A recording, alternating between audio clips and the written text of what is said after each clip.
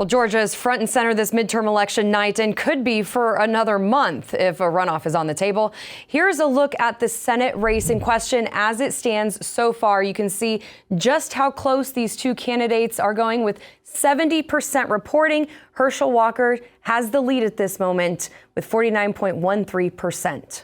And here's a look at the race for governor with incumbent Brian Kemp holding a convincing lead over Stacey Abrams. He has about 54%, while she is at about 45% of the vote. We're joined by former Representative Bob Barr, a Republican from Georgia. Representative Barr, what's the takeaway from Georgia after Democrats won the state in 2020? The takeaway this evening is that Brian Kemp is being repaid for having done a very good job as governor of Georgia for the past 4 years. He kept the economy open, he kept it humming, he kept the schools open, and he kept crime down. So he deserves to be reelected. And the fact that Stacey Abrams simply ran around the country for 4 years, claiming that she won the election 4 years ago, raking in money from liberals and then dispersing it to her friends, really, I don't think did her any good. I am actually a little bit surprised at the numbers you just showed me on the screen there with regard to how well Herschel is doing. The fact that there still are a number of rural counties to come in, which are normally heavy Republican counties, leads me to believe that Herschel may be able to pull it off without a runoff, which would surprise me. But the numbers right now are on his side to do that. And to do that, he'll need over 50% of the vote. Either candidate will to avoid that runoff. I want to talk to you about the House as Republicans are projected to take control. And you have a little bit of history in the House. And you especially have a little history with impeachment during the Clinton years as well. It appears, as I said, that Republicans are going to gain control. And I'm just curious, after several years of investigations into former President Donald Trump, do you see the Republicans, if they are the majority party, using their power in the House to launch investigations into President Biden, his administration, or his son Hunter? To be honest with you, and I just wrote about this the other day, I hope that they look forward and not backward. Frankly, I think that Hunter Biden has been so disgraced, it's not worth even worrying about the guy anymore. I don't want to see the Republicans launch their own investigation of January 6th, which some are talking about. I really would like to see the Republicans fight to get a balanced budget through. We did that back in 1997 with a Democrat president. We just kept pushing and pushing and pushing with Republican majorities, and we finally got it done. There is an awful lot that Republicans with majorities in the Congress can do, notwithstanding a Democrat president. But it takes a lot of hard work and commitment to substance, not politics.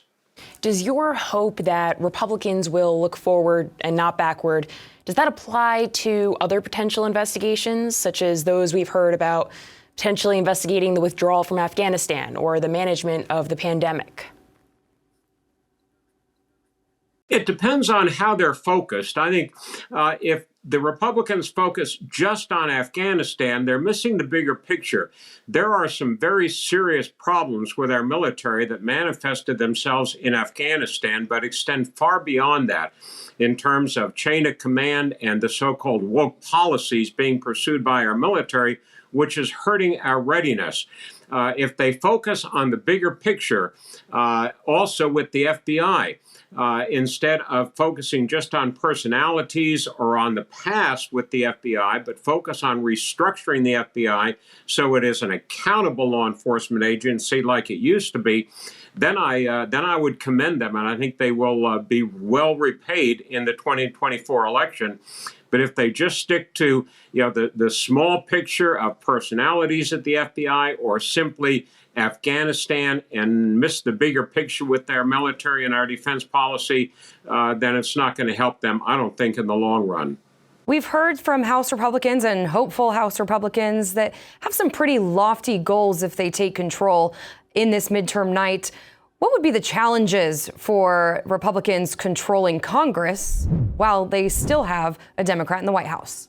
They have to be able to work with Biden, as difficult as that might be.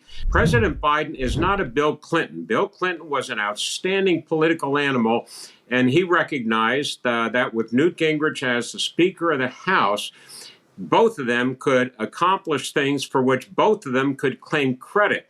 Biden, unfortunately, seems to be beholden to the far left of his party rather than the center, which is where Bill Clinton was.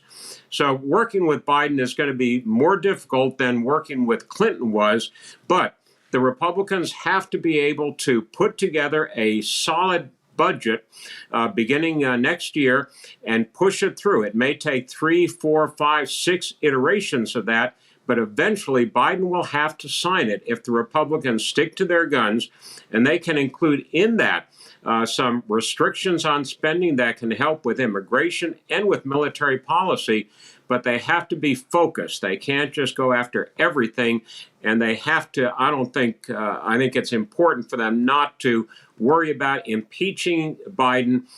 He's not going to be able to run again anyway. There are far more important things to accomplish substantively than impeaching him. Thank you so much, former Representative Bob Barr from Georgia. We really appreciate your time tonight. Thank you very much.